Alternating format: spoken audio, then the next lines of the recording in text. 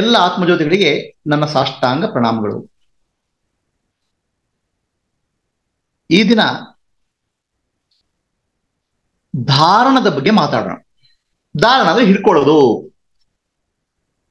ಧಾರಣ ಅಂದ್ರೆ ಹಿಡ್ಕೊಳ್ಳೋದು. ಯೋಗಾಭ್ಯಾಸದಲ್ಲಿ ಪ್ರಾಣಾಯಾಮ, ಪ್ರತ್ಯಾಹಾರ, ಧಾರಣ, ಧ್ಯಾನ, ಸಮಾಧಿ ಅಂತ ಹೇಳಿದೆ. ಅದ್ರಲ್ಲಿ ಧಾರಣ ಬಗ್ಗೆ ಚಿಂತನೆ ಮಾಡೋಣ. ಧಾರಣ ಅಂದ್ರೆ ಏನು ಅಂತ. ಇದಕ್ಕೆ ಮಹಾಭಾರತದ ಕತೆ ಬರ್ತದೆ.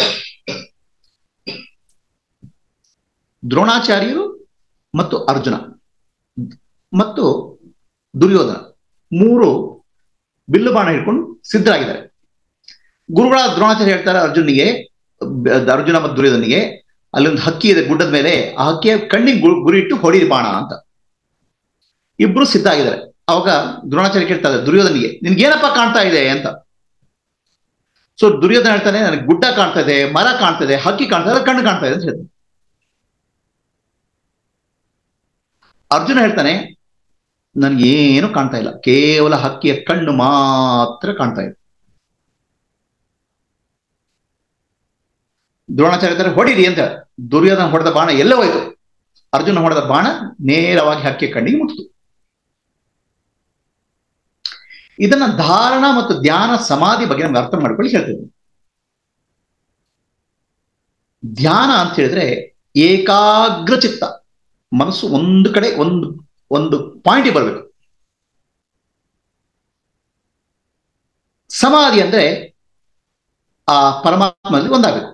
ಆ ಪಾಯಿಂಟ್ ಅನ್ನು ಬಿಟ್ಬಿಡ್ಬೇಕು, ಕಡೆ ಒಂದು ಬಿಂದುವನ್ನು ಬಿಡ್ಬೇಕು. ಈಗ ಧಾರಣ ಮಾಡುವಾಗ ನಮ್ಗೆ ಒಂದು ಧಾರಣ ಅಂದ್ರೆ ಮನಸ್ಸನ್ನು ಏಕಾಗ್ರ ಒಂದು ಪಾಯಿಂಟ್ ತರಬೇಕು. ಮನಸ್ಸು ಬರುತ್ತಾ ಅದು ಅಲ್ಲಿ ಹೋಗುತ್ತೆ, ಇಲ್ಲಿ ಹೋಗುತ್ತೆ, ಅಲ್ಲಿ ಹೋಗುತ್ತೆ. ದುರ್ಯೋಧನ ಅಂತ ಕೇಳಿದ್ರೆ ಏನ್ ಕಾಣ್ತದೆ ಅಂದ್ರೆ ಅಲ್ಲಿ ಗುಡ್ಡ ಕಾಣ್ತದೆ, ಮರ ಕಾಣ್ತದೆ, ಎಲ್ಲ ಕಾಣ್ತದೆ. ನಮ್ಗೆ ಧ್ಯಾನ ಮಾಡ್ಲಿಕ್ಕೆ ಕೂತ್ರೆ ಎಲ್ಲ ಕಾಣ್ತದೆ. ಮನಸ್ಸು ಎಲ್ಲೆಲ್ಲೋ ಹೋಗ್ತದೆ, ಭೂತಕಾಲ ಭವಿಷ್ಯತ್ ಕಾಲಕ್ಕೆ ಹೋಗ್ತದೆ. ಅದನ್ನ ಒಂದು ಪಾಯಿಂಟಿಗೆ ತರಬೇಕಲ್ಲಪ್ಪ. ಆ ಪಾಯಿಂಟಿಗೆ ಬಂದಾಗ ಧ್ಯಾನ ಅಂತ ಹೇಳೋದು. ನೀವು ಈ BTS ಬಸ್ಸಲ್ಲಿ ಹತ್ತಿರಿ ಅಂತ ತಿಳ್ಕೊಳ್ಳಿ. ಬಸ್ ಹೀಗೆ ಹೋಗ್ತಾ ಇರ್ತದೆ, ನಾವು ಬಿದ್ದ್ಬಿಡ್ತೇವೆ. ಅಲ್ಲಿ ಬಸ್ಸಿನಲ್ಲಿ ಮೇಲೆ ಒಂದು ಹಿಡ್ಕೋಬೇಕು. ಆ ಮೇಲೊಂದು ಕಂಬಿ ಇರ್ತದೆ, ಆ ಕಂಬಿ ಹಿಡ್ಕೊಂಡ್ರೆ ನಾವು ಬೀಳಲ್ಲ. ಆ ಕಂಬಿ ಧಾರಣ. ನಮ್ ಧ್ಯಾನ ಮಾಡ್ಲಿಕ್ಕೆ ಏನ್ ಧಾರಣ? ಧ್ಯಾನ ಮಾಡ್ಲಿಕ್ಕೆ ನಮ್ಗೆ ಹಿಡ್ಕೊಳ್ಳಿಕ್ಕೆ ಏನಾಗಬೇಕು? ಇಲ್ದಿನಾಗತ್ತೆ ಮನಸ್ಸು ನಮ್ಮನ್ನ ಆಟ ಆಡಿಸ್ತದೆ. ಅಲ್ಲಿ ಇಲ್ಲಿ ಹೋಗುತ್ತದು ಮನಸ್ಸು.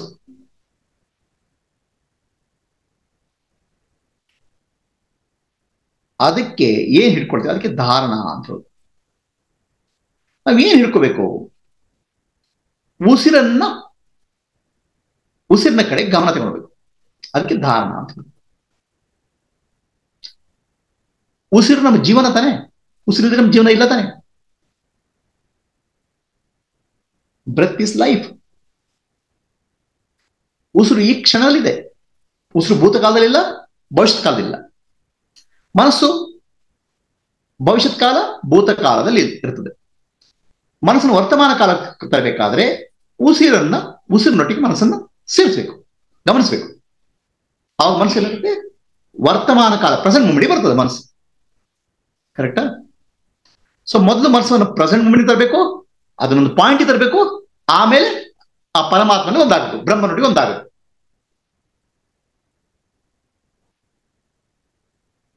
ಸೊ ಉಸಿರನ್ನು ಒಂದು ಪಾಯಿಂಟ್ ತರಬೇಕಾದ್ರೆ ಆ ಉಸಿರಿನ ಮೇಲೆ ಮನಸ್ಸನ್ನು ಒಂದು ಪಾಯಿಂಟ್ ತರಬೇಕಾದ್ರೆ ಉಸಿರಿನ ಮೇಲೆ ಗಮನ ತರಬೇಕು.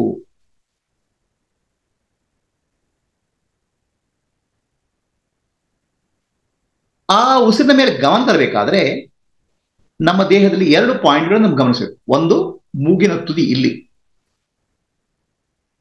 ಮತ್ತೊಂದು ಹೊಟ್ಟೆಯ ಭಾಗ, ನಾಭಿಯ ಭಾಗ. ಉಸಿರು ನಮ್ಮ ಕಣ್ಣಿಗೆ ಕಾಣಲ್ಲ ತಾನೆ. ಮನಸ್ಸು ಉಸಿರನ್ನು ಗಮನಿಸೋದು ಹೇಗೆ? ಉಸಿರನ್ನು ಗಮನಿಸ್ಬೇಕಾದ್ರೆ ಮನಸ್ಸು ಉಸಿರು ಎಲ್ಲಿ ಟಚ್ ಆಗುತ್ತೆ ಅಲ್ಲಿ ಗಮನಿಸ್ಬೇಕು. ಉಸಿರಲ್ಲಿ ಮುಟ್ತದಲ್ಲ ದೇಹವನ್ನ, ಅಲ್ಲಿ ಮುಟ್ಬೇಕು ಗಮನಿಸೋದು. ಇಲ್ಲಿ ಉಸಿರು ಕಣ್ಣಿಗೆ ಕಾಣಲ್ಲ ನಮ್ಗೆ. ಉಸಿರನ್ನು ಗಮನಿಸಿದ್ರೆ ಮನಸ್ಸು ಹೇಳ್ತದೆ ಎಲ್ಲಿ ಉಸಿರು ನಂಗೆ ಗೊತ್ತೇ ಆಗಲ್ಲ ಅಂತ ಹೇಳ್ತದೆ.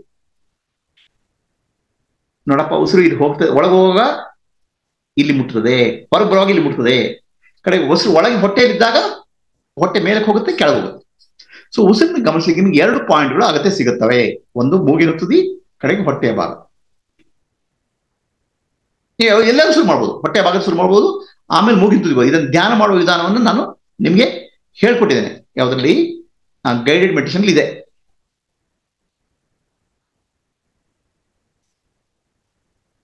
ಈಗ ಉಸಿರಿನಲ್ಲಿ ಉಸಿರು ಹೊಟ್ಟೆಯ ಭಾಗದ ಕಡೆ ಗಮನಿಸೋಣ. ಉಸಿರು ಒಳಕ್ಕೆ ಹೋದಾಗ ಹೊಟ್ಟೆ ಮೇಲಕ್ಕೆ ಏರ್ತದೆ, ಹೊರಕ್ಕೆ ಬಂದಾಗ ಹೊಟ್ಟೆ ಒಳಕ್ಕೆ ಹೋಗ್ತದೆ, ಮೇಲಕ್ಕೆ ಹೋಗ್ತದೆ, ಒಳಕ್ಕೆ ಹೋಗ್ತದೆ. ಹೊಟ್ಟೆ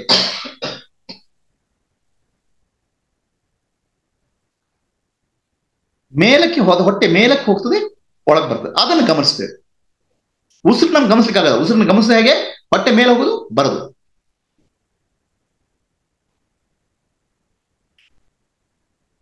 ಉಸಿರಿನಲ್ಲಿ 4 ಭಾಗಗಳಿದ್ದಾವೆ. ಉಸಿರಿನ ಚಲನೆಯಲ್ಲಿ 4 ಭಾಗವಿದೆ.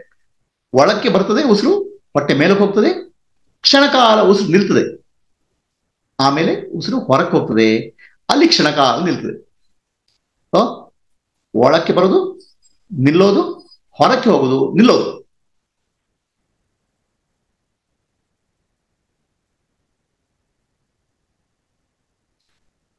ಇದನ್ನ ಗಮನಿಸಬೇಕು. ಇದನ್ನು ಗಮನಿಸಬೇಕಾದ್ರೆ ನಾವು ಮನಸ್ಸಿಗೆ ಹೇಳಬೇಕು. ಏನಂತ? ನಾನು ಅಂದ್ರೆ ಜಾಗೃತ ಮನಸ್ಸು, ನಾನು ಅಂದ್ರೆ ಚೇತನ, ಕಾನ್ಶಿಯಸ್ನೆಸ್. ಅದು ಸುಪ್ತ ಮನಸ್ಸಿಗೆ ಹೇಳಬೇಕು. ನೋಡಪ್ಪ, ಉಸಿರನ್ನು ಗಮನಿಸು. ಸುಪ್ತ ಮನಸ್ಸು ಒಂಥರ ಕಂಪ್ಯೂಟರ್ ಇದ್ದಾಗೆ, ಅದು ಏನ್ ಹೇಳಿದ್ರೆ ಕ್ಲಿಯರ್ ಆಗಿ ಹೇಳಿದ್ರೆ ಮಾಡ್ತದೆ. ಅದಕ್ಕೆ ಪುನಃ ಪುನಃ ಹೇಳೋ ಅಗತ್ಯ ಇಲ್ಲ, ಸರಿ ಹೇಳಿದ್ರೆ ಮಾಡ್ತದೆ ಅಷ್ಟೇ. ಉಸಿರನ್ನು ಗಮನಿಸಬೇಕಾದ್ರೆ ಆ ಗಮನಿಸುವ ಆ ಉಸಿರಿನಲ್ಲಿ 4 ಹಂತಗಳಿದ್ದಾವಪ್ಪ, ಅದನ್ನು ಗಮನಿಸು. ಚಲಿಸ್ತದೆ, ನಿಲ್ತದೆ, ಚಲಿಸ್ತದೆ, ನಿಲ್ತದೆ. ಆ ಉಸಿರು ನಿಂತ ಆವಾಗ ಸುಪ್ತ ಮನಸ್ಸಿಗೆ ಹೇಳ್ಬೇಕು, ನಾನು ಯಾರು ಗೊತ್ತಾ? ನಾನು ಸಾಕ್ಷಿ. ಯಾರು? ಜಾಗೃತ ಮನಸ್ಸು, ಕಾನ್ಶಿಯಸ್ ಮೈಂಡು, ನಾನು ಸಾಕ್ಷಿ. ಸುಪ್ತ ಮನಸ್ಸಿಗೆ ಹೇಳ್ತೇನೆ, ಅಬ್ಸರ್ವ್ ಮಾಡು. ಇದು ನೋಡಿ, ಉಸಿರು ಅನ್ನೋದು ಕೇವಲ ಅನ್ಕಾನ್ಶಿಯಸ್ ಆಕ್ಟಿವಿಟಿ. ಉಸಿರು ಸುಪ್ತ ಚೇತನ ನಡೀತಾ ಇರ್ತದೆ. ನಾನು ಅದನ್ನು ಗಮನಿಸಿ ಉಸಿರು ಮಾಡ್ತೇನೆ. ಗಮನಿಸುವಾಗ ನಾನು ಸಾಕ್ಷಿ. ಯಾಕಂದ್ರೆ ಉಸಿರು ಚಲಿಸ್ತಾ ಇದೆ, ನನ್ನಲ್ಲಿ ಯಾವ ಬದಲಾವಣೆ ಇಲ್ಲ, ಸಾಕ್ಷಿಯ ಬದಲಾವಣೆ ಇಲ್ಲ. ಉಸಿರಲ್ಲಿ ಬದಲಾವಣೆ ಆಗ್ತದೆ, ಸಾಕ್ಷಿಯಲ್ಲಿ ಬದಲಾವಣೆ ಇಲ್ಲ. ಆ ಸಾಕ್ಷಿ ನಾನು ಅಂತ ಮೊದಲು ಹೇಳ್ಬೇಕು. ಸಾಕ್ಷಿ ಅದರಲ್ಲಿ ಯಾವ ಬದಲಾವಣೆ ಇಲ್ಲ, ಉಸಿರಲ್ಲಿ ಬದಲಾವಣೆ ಆಗ್ತಿದೆ, ಅದನ್ನು ಗಮನಿಸ್ತಾ ಇದ್ದೇನೆ ಅಂತ ಹೇಳ್ಬೇಕು. ಉಸಿರು ಚಲಿಸಿದಾಗ ಅದನ್ನು ಗಮನಿಸೋ ಸಾಕ್ಷಿ ನಾನು. ಉಸಿರು ನಿಂತಾಗ ಅಲ್ಲಿ ಗಮನಿಸ್ಲಿಕ್ಕೆ ಏನೂ ಇಲ್ಲಲ್ಲ. ಗಮನಿಸ್ಲಿಕ್ಕೆ ಏನು ಇಲ್ದಿದ್ದಾಗ ಆ ಸಾಕ್ಷಿಯೇ ಶುದ್ಧ ಚೈತನ್ಯ, ಬ್ರಹ್ಮಸ್ವರೂಪಿ. ಗಮನಿಸ್ಲಿಕ್ಕೆ ಏನಾದ್ರೂ ಇದ್ರೆ ಸಾಕ್ಷಿ, ಗಮನಿಸ್ಲಿಕ್ಕೆ ಏನು ಇಲ್ದಿದ್ರೆ ಶುದ್ಧ ಚೈತನ್ಯ. ಹಾಗೆ ಗಮನಿಸ್ತಿರೋ ನಾನು ಸಾಕ್ಷಿ. ಉಸಿರು ಚಲಿಸ್ತಿರುವಾಗ, ಉಸಿರು ಚಲಿಸದೇ ಇರುವಾಗ ಅಲ್ಲಿ ನಾನು ಬ್ರಹ್ಮಸ್ವರೂಪಿ, ಶಿವಸ್ವರೂಪಿ. ಇದನ್ನ ನೆನಪು.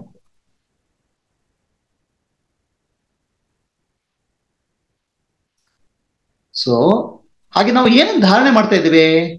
ಉಸಿರು ಕೇವಲ ಒಂದು ವೆಹಿಕಲ್, ಸಾಧನ. ನಿಜವಾದ ಧಾರಣೆ ಏನು? ಸಾಕ್ಷಿ ನಾನು, ಬ್ರಹ್ಮಸ್ವರೂಪಿ ನಾನು. ಇದನ್ನ ಅರ್ಥ ಮಾಡಿಕೊಂಡು ಗಮನಿಸ್ಬೇಕು. ಆ ಉಸಿರು ನಿಂತದ್ ಆ ಉಸಿರು ಗ್ಯಾಪ್ ಬರ್ತಲ್ಲ, ಆ ಗ್ಯಾಪ್ ಅಲ್ಲಿ ಏನಾಗುತ್ತೆ? ಮನಸ್ಸು ಶಾಂತ ಆಗ್ತಾ ಹೋಗುತ್ತೆ. ಯಾಕಂದ್ರೆ ಮನಸ್ಸಿಗೆ ಏನು ಚಲನೆ ಇಲ್ಲ. ಆ ಚಲನೆ ಇಲ್ಲದ ಮನಸ್ಸು ಶುದ್ಧ ಚೈತನ್ಯದಲ್ಲಿ ಒಂದಾಗ್ತದೆ ಗ್ಯಾಪ್ ಅಲ್ಲಿ.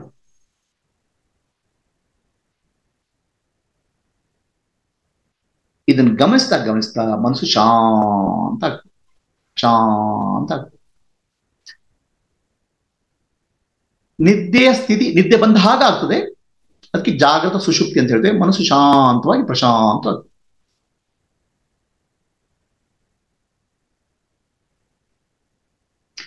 ಜಾಗೃತ ಸುಷುಪ್ತಿ ಅದನ್ನ ನಾವು ಮುಟ್ತೇವೆ. ಅದಕ್ಕೇನು ಪ್ರಯತ್ನ ಮಾಡ್ಬೇಕಾಗಿಲ್ಲ, ಜಸ್ಟ್ ಗಮನಿಸ್ತಾ ಇದ್ರೆ ಸಾಕು, ಅರ್ಥ ಮಾಡ್ಕೊಂಡು ಗಮನಿಸ್ತಾ ಇದ್ರೆ ಸಾಕು. ಹಾಗೆ ಧಾರಣ ಅಂದ್ರೆ ಹಿಡ್ಕೊಳ್ಳೋದು ಅಂತ ಅರ್ಥ ಆಯ್ತು ನಿಮ್ಗೆ. ನಾನು ಏನನ್ನು ಹಿಡ್ಕೊಳ್ತಿದ್ದೆ? ನಮ್ಮ ಗಮನ ಎಲ್ಲಿ ಹಿಡ್ಕೊಂಡಿದ್ವಿ? ಗಮನ ಉಸಿರಿನ ಕಡೆ ಹಿಡ್ಕೊಂಡಿದ್ವಿ. ಉಸಿರು ನಮ್ಮ ಧಾರಣ. ಅದು ನಿಜವಾಗಿ ನೋಡಿದ್ರೆ ಧಾರಣದ್ದು ನನ್ನ ಅಂಡರ್ಸ್ಟ್ಯಾಂಡಿಂಗ್, ನಾನು ಯಾರು ಅನ್ನೋದು. ಸಾಕ್ಷಿ ನಾನು, ಉಸಿರು ಚಲಿಸಿದಾಗ ಸಾಕ್ಷಿ ನಾನು, ಶುದ್ಧ ಚೈತನ್ಯ ಬ್ರಹ್ಮ ನಾನು. ನಿಜವಾಗಿ ನಾವು ಹಿಂದೆ ಏನ್ ಧಾರಣ ಮಾಡ್ತೇವೆ? ಸತ್ಯವನ್ನು ಧಾರಣ ಮಾಡ್ತೇವೆ. ಅಸತ್ಯವನ್ನು ಉಸಿರು ಮಿಥ್ಯ, ಅದನ್ನು ಕೇವಲ ಉಪಯೋಗಿಸ್ಕೊಳ್ತೇವೆ ಅಷ್ಟೇ. ನಮ್ಮ ಗಮನ ಸತ್ಯದ ಕಡೆಗಿದೆ. ಸಾಕ್ಷಿ ನಾನು, ಶುದ್ಧ ಚೈತನ್ಯ ನಾನು ಅನ್ನೋ ಕಡೆ ಇದೆ.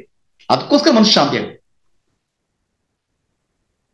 ಮನಸ್ಸು ಏಕಾಗ್ರವಾಗ್ತದೆ. ನಿಧಾನವಾಗಿ ಡೀಪ್ ರಿಲ್ಯಾಕ್ಸೇಷನ್, ಡೀಪ್ ಪೀಸ್ ಬರ್ಲಿಕ್ಕೆ ಸ್ಟಾರ್ಟ್. ಹೇಗೆ ಅದನ್ನ ಅರ್ಥ ಮಾಡಿ. ಇಲ್ಲಿ ಇನ್ನೊಂದು ಅರ್ಥ ಮಾಡಬೇಕು. ನಮ್ಮ ಉಸಿರು ಒಳಗೆ ಹೋಗುವಾಗ ಮತ್ತು ಹೊರಗೆ ಹೋಗುವಾಗ ಒಂದು ಶಬ್ದ ಬರ್ತದೆ ಇಲ್ಲಿ ಕುತ್ತಿಗೆಯಲ್ಲಿ. ಏನ್ ಶಬ್ದ? ಒಳಗೆ ಹೋಗುವಾಗ ಸೋ, ಹೊರಗೆ ಬರುವಾಗ ಹಮ್. ಇದು ನಾವು ಮಾಡ್ಬೇಕಾಗಿಲ್ಲ, ಅದು ಹಾಗೆ ನಡೀತಾ ಇರ್ತದೆ. ಈ ಸೋಹಂ ಆಗ್ತಾ ಇದೆ ಅಂತ ತಿಳ್ಕೋಬೇಕು.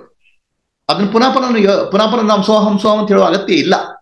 ಸ್ವಲ್ಪ ನಿಮ್ಮ ಮನಸ್ಸು ಎಲ್ಲಾದ್ರೂ ಓಡಿ ಹೋದ್ರೆ ಸೋಹಂ ಅಂತ ಹೇಳ್ಕೊಳ್ಬೇಕಾರೆ. ಸೋಹಂ ಅಂದೇನು? ಶಿವೋಹಂ, ಶಿವಸ್ವರೂಪಿ ನಾನು ಅಂತ ಹೇಳ್ತಾ ಇದೆ. ಯಾರು ಹೇಳ್ತಾ ಇದೆ?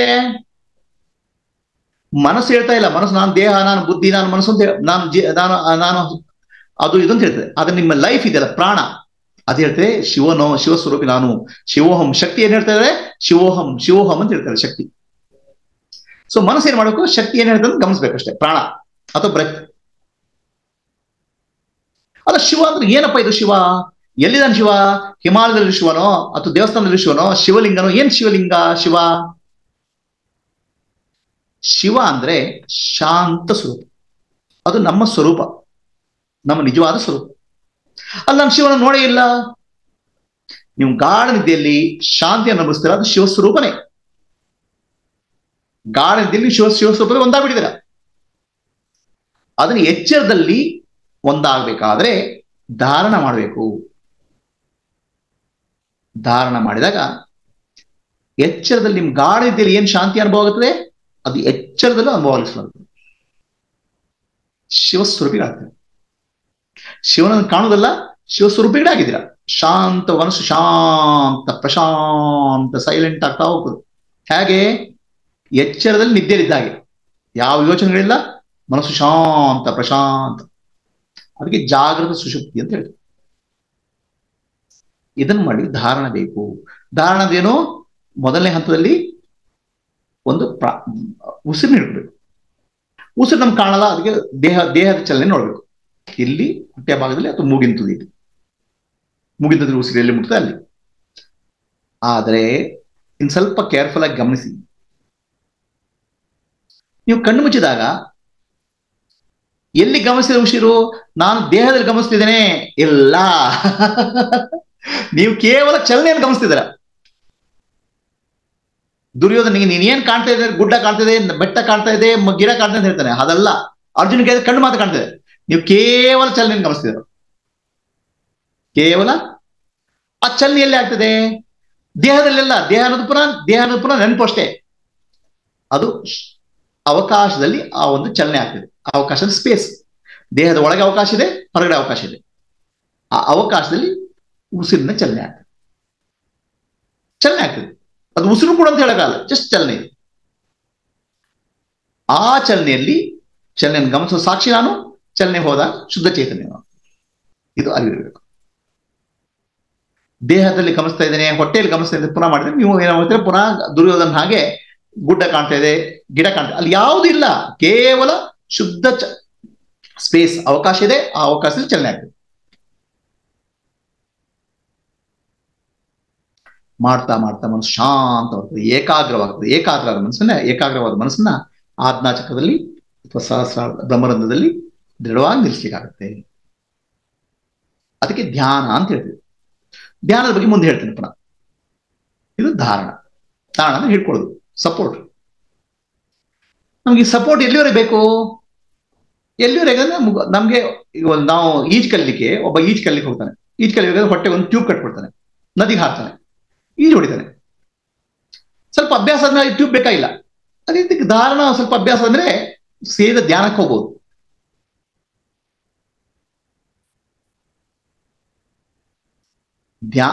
ನೀವು ಎಷ್ಟು ನಿಧಾನವಾಗಿ ಧಾರಣ ಗಮನಿಸ್ತಾ ಇರೋ ಅಷ್ಟು ಶಾಂತವಾಗ್ತದೆ.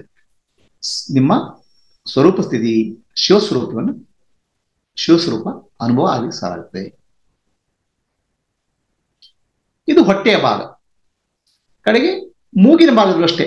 ಮೂಗಿನ ಭಾಗ ಉಸಿರು ಹೋಗುವಾಗ ಹೊರಗೆ ಹೋಗುತ್ತೆ, ಹೊರಗೆ ಬರುತ್ತೆ. ಅದನ್ನ ಗಮನಿಸಿ ಉಸಿರು ಮಾಡ್ತಾ ಮಾಡ್ತಾ ಒಳಗೆ ಬರುವಾಗ ಟಚ್ ಆಗುತ್ತೆ, ಹೊರಗೆ ಬರುವಾಗ ಟಚ್ ಆಗುತ್ತೆ. ಮತ್ತೆ ಗ್ಯಾಪ್ ಇರ್ತದೆ. ಆ ಗ್ಯಾಪ್ ಅಲ್ಲಿ ಏನಿಲ್ಲ. ಟಚ್ ಆಗುವಾಗ ನಾನು ಸಾಕ್ಷಿ, ಟಚ್ ಆಗುವಾಗ ನಾನು ಶಿವಸ್ವರೂಪಿ, ಬ್ರಹ್ಮಸ್ವರೂಪಿ. ಇಷ್ಟ ಅರ್ಥದಲ್ಲಿ ಆ ಉಸಿರನ್ನು ಗಮನಿಸ್ತಾ ಇದ್ರೆ, ಇಲ್ಲಿ ಗಮನಿಸ್ತಾ ಇದ್ರೆ ಮನಸ್ಸು ಶಾಂತವಾಗ್ತದೆ. ಆಳವಾದ ನಿದ್ದೆ ಹೋದ ಅನುಭವ ಆಗ್ತದೆ. ಆದ್ರೆ ಎಚ್ಚರ ಇರ್ತೀರ. ಇದಕ್ಕೆ ಧಾರಣ ಆಗ್ತದೆ. ಧಾರಣ ಆದ್ಮೇಲೆ ಧ್ಯಾನ ಬರ್ತದೆ. ಧ್ಯಾನ ಅಂದ್ರೆ ಏಕಾಗ್ರ ಚಿತ್ತ, ಆಮೇಲೆ ಸಮಾಧಿ, ಏಕತ್ವ. ಧಾರಣ ಬಗ್ಗೆ ಯಾರಿಗಾದ ಪ್ರಶ್ನೆ ಇದೆಯಾ? ಸೊ ಧಾರಣ ಏನ್ ಮಾಡ್ತಿದ್ವಿ? ಧಾರಣ ಮಾಡ್ಲಿಕ್ಕೆ ಮೊದಲನೇ ಹಂತದಲ್ಲಿ ಉಸಿರನ್ನು ಧಾರಣ ಮಾಡ್ತೇವೆ. ಆಮೇಲೆ ಎರಡನೇ ಹಂತದಲ್ಲಿ ದೇಹದ ಹೊಟ್ಟೆಯ ಭಾಗ, ಅದು ಮೂಗ, ಅದನ್ನು ತಿಳ್ಕೊಳ್ತೇವೆ. ಮೂರನೇ ಹಂತದಲ್ಲಿ ಅದು ಯಾವುದೂ ಇಲ್ಲ, ಕೇವಲ ಚಲನೆ ಇದೆ ಅಂತ ತಿಳ್ಕೊಳ್ತೇವೆ. ನಾಲ್ಕನೇ ಹಂತದಲ್ಲಿ ರಿಯಲಿ ಅದು ಯಾವುದೂ ಇಲ್ಲ, ಸಾಕ್ಷಾತ್ ನಾನಿದ್ದೇನೆ ಅಥವಾ ಶುದ್ಧ ಚೈತನ್ಯವಾದ ನಾನಿದ್ದೇನೆ, ಇಷ್ಟು ಮಾತ್ರ ಇರ್ತದೆ. ಇದಕ್ಕೆ ಧಾರಣ ಅಂತ ಹೇಳೋದು. ಯಾರಿಗೆ ಪ್ರಶ್ನೆ ಇದೆಯಾ? ಎನಿ ಕ್ವಶನ್ಸ್ ಝೂಮ್ ಅಲ್ಲಿ?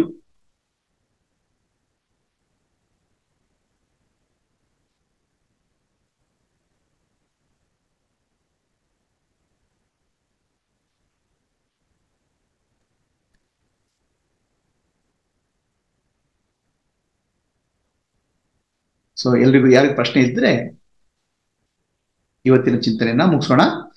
ಧ್ಯಾನ ಯಾರು? ಗುರುಜಿ ಹೇಳ್ರಿ. ನಳಿನಿ ಹೇಳ್ರಿ. ಇದು ಈ ತರ ಮಾಡ್ತಾ ಮಾಡ್ತಾ ಬೇಗ ನಿದ್ದೆ ಬಂದ್ಬಿಡುತ್ತೆ ಗುರುಜಿ. ಇಲ್ಲ, ನಿದ್ದೆ ಬರುತ್ತೆ. ನೀವು ನಿದ್ದೆ ಮಾಡಬಾರ್ದು. ಓಕೆ, ಬೆನ್ನಿಗೆ ಸಪೋರ್ಟ್ ಕೊಡಬಾರ್ದು. ಬೆನ್ನು ಸಪೋರ್ಟ್ ಇಲ್ಲದೆ ಕುತ್ಕೋಬೇಕು. ನಿದ್ದೆ ಮತ್ತೆ ಹೀಗಾಗುತ್ತೆ, ಎಚ್ಚರ ಆಗ್ತದೆ. ಹಿಂದಿನ ಏನಾಗುತ್ತೆ, ಒಂದು ತಲೆದಿಂಬು ಹಾಸಿಗೆ ಮಾಡಿದ್ರೆ ನಿದ್ದೆ ಬರ್ತದೆ. ಆಯ್ತಾ? ಧ್ಯಾನ ಮಾಡೋಕೆ ಏನ್ ಮಾಡ್ಕೋ, ಓಕೆ ಓಕೆ, ಥ್ಯಾಂಕ್ ಯು ಗುರುಜಿ.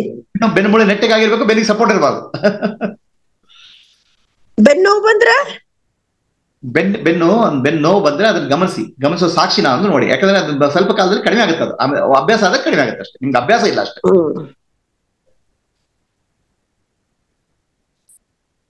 ಇನ್ಯಾರಿಗೆ ಪ್ರಶ್ನೆ ಇದೆಯಾ? Anybody questions? ಯಾರಿಗೆ ಪ್ರಶ್ನೆ ಇದ್ರೆ ಇವತ್ತಿನ ಚಿಂತನೆ ಮುಗಿಸೋಣ. ಹರಿ ಓಂ. ಹರಿ ಓಂ ಗುರುಜಿ.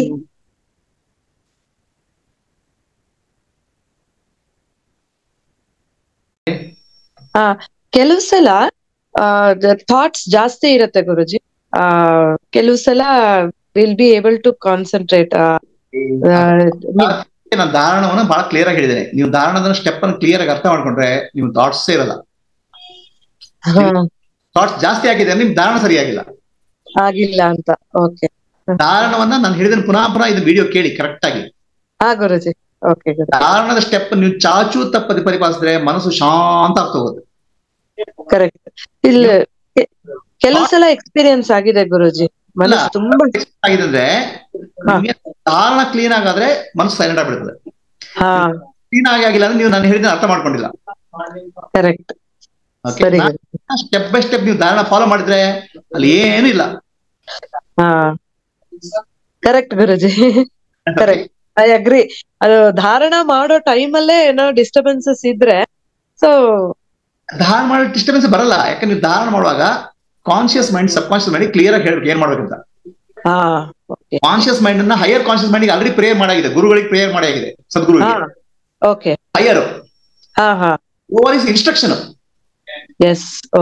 Instruction to subconscious mind. ಸುತ್ತ ಮನಸ್ಸು ಹೇಗಿದೆ, ಅದು ಒಂಥರ ಕಂಪ್ಯೂಟರ್. ಅದು ಏನು ಕೆಲಸ, ಅದು ಕಂಪ್ಯೂಟರ್ ಹಾಗೆ. ಅದು ಇನ್ಸ್ಟ್ರಕ್ಷನ್ಗಳು ಕ್ಲಿಯರ್ ಆಗಿ ಕೆಲಸ ಮಾಡ್ತದೆ. ಕ್ಲಿಯರ್ ಆಗಿ ಇನ್ಸ್ಟ್ರಕ್ಷನ್ ಮಾಡಿದ್ರೆ ಅದು ಕನ್ಫ್ಯೂಸ್ ಕೆಲಸ ಮಾಡ್ತದೆ. ಓಕೆ ಗುರುಜಿ, ಲಾಜಿಕ್ ಗೊತ್ತಾಯ್ತು. ಥ್ಯಾಂಕ್ ಯು ಗುರುಜಿ. ನಿಮ್ ಕಂಪ್ಯೂಟರ್ಗೆ ನೀವು ಲ್ಯಾಪ್ಟಾಪ್ ಟೈಪ್ ಮಾಡಿ ಏನೋ ಕೊಡ್ತಾರೆ ರಿಪೋರ್ಟ್, ನಿಮ್ಗೆ ಏನ್ ಬೇಕಾದ್ರೆ ಕರೆಕ್ಟ್ ಬೇಡ. ಕರೆಕ್ಟ್. ಮತ್ತು ಸೂಪರ್ ಕಾನ್ಶಿಯಸ್ ಮೈಂಡ್ ಅಥವಾ ಗುರು ಸದ್ಗುರುವಿಗೆ ಪ್ರಾರ್ಥನೆ ಮಾಡಿ ಆಯ್ತು, ಅದು ಗುರು ಪ್ರಾರ್ಥನೆ. ಸಬ್ ಕಾನ್ಶಿಯಸ್ ಮೈಂಡ್ ಏನ್ ಮಾಡ್ಬೇಕು ಕ್ಲಿಯರ್ ಆಗಿ ಹೇಳ್ಬೇಕು. ಕರೆಕ್ಟ್. ನಾನು ಹೇಳಿದ ಕ್ಲಿಯರ್ ಆಗಿ ಧಾರಣ ಕ್ಲೀನ್ ಆಗಿ ಸ್ಟೆಪ್ ಬೈ ಸ್ಟೆಪ್ ಹೇಳ್ಬಿಟ್ರೆ ಮುಗೀತು, ಮಾಡ್ತದ. ಕರೆಕ್ಟ್ ಗುರುಜಿ. ಪಾಪ ಅದು ತುಂಬಾನೇ ಹಾನೆಸ್ಟ್ ಆಗಿ ಮಾಡುತ್ತೆ ಗುರುಜಿ. ನಾವು ಬಹಳ ಆನೆಸ್ಟ್ ಆಗಿ ಮಾಡ್ತದೆ. ನೀವು ಹೌದು ಗುರುಜಿ. ಕರೆಕ್ಟ್. ಥ್ಯಾಂಕ್ ಯು ಗುರುಜಿ. ಅದೇ ನೀವು ನನ್ಗೆ ಯೋಚನೆ ಬಂತು ಅಂತ ಹೇಳ್ತೇವೆ, ಯೋಚನೆ ಬಂದ ಸಬ್ ಯೋಚನೆ ಬಂತು ಯೋಚನೆ ಬಂತು ಯೋಚನೆ ಬಂತು ಅಂತ ಹೇಳ್ತದೆ. ಏನ್ ಮಾಡ್ತೀರ ಅದಕ್ಕೆ? ಹೌದು Guruji. Correct. You should be clear what you want to say, no? Yes yes, clarity ಇರ್ಬೇಕು ಗುರುಜಿ. ನಾನು ಹೇಳಿದ ಧಾರಣವನ್ನು ಬಹಳ ಸ್ಪಷ್ಟ. ಏನ್ ಧಾರಣ ಅಂದ್ರೆ ಏನ್ ಹೇಳಿ, ಪುನಃ ಹೇಳಿದ್ದ ಏನ್ ಧಾರಣ ಮಾಡ್ತೀವಿ ನಾವು? ನಾವು ಅದೇ ನಮ್ಮ ಮನಸ್ಸನ್ನ ಒಂದು ಪಾಯಿಂಟ್ ಅಲ್ಲಿ ಫೋಕಸ್ ಮಾಡೋದೇ ಧಾರಣ ಅಂತ ಅಲ್ಲ. ಅಲ್ಲ, ಸಬ್ ಕಾನ್ಶಿಯಸ್. ಆ ತರನ ಅಂದ್ರೆ consciously we are giving instructions to subconscious mind. Even ನೀವು ವಿಡಿಯೋನ ಇನ್ನೊಂದು 4 ಸಲ ಕೇಳಿ, ಆಮೇಲೆ ಉತ್ತರ ಕರೆಕ್ಟ್ ಆಗಿ ಹೇಳಿ. ಸರಿ. ಯಾಕಂದ್ರೆ ನೀವು miss the point. Maybe Guruji. Correct, I missed it. ಈ ವಿಡಿಯೋನ ಕರೆಕ್ಟ್ ಆಗಿ ಕೇಳಿ. ಹಾ ಗುರುಜಿ, ಶ್ಯೂರ್. ಧಾರಣ ಈಸ್ ಐ ಆಮ್ ಸಾಕ್ಷಿ, ಐ ಆಮ್ ಬ್ರಹ್ಮನ್, ಐ ಆಮ್ ಶಿವಸ್ವರೂಪ, ಅದನ್ನು ಹುಡ್ಕೊಳ್ಳೋದು ಧಾರಣ. Okay. Breath and body movement is just a means. So ಅದನ್ನ ಕ್ಲಿಯರ್ ಆಗಿ ಅರ್ಥ ಮಾಡಿಕೊಂಡ್ರೆ ನಿಮ್ಗೆ ಧಾರಣದಲ್ಲಿ ಯಾವ ಅಡಚಣೆ ಬರಲ್ಲ. ಓಕೆ. ನಾನು ಬ್ರೆತ್ ಅಬ್ಸರ್ವ್ ಮಾಡ್ತಿದ್ದೇನೆ, ಬಾಡಿ ಅಬ್ಸರ್ವ್ ಮಾಡ್ತಿದ್ದೇನೆ, ಹೋಯ್ತು ಮನಸ್ಸು ಎಲ್ಲೆಲ್ಲ ಹೋಗುತ್ತೆ ಗಾಳಿ. ಓಕೆ. ಓಕೆ. ಥ್ಯಾಂಕ್ ಯು ಗುರು. ಹರಿ ಓಂ.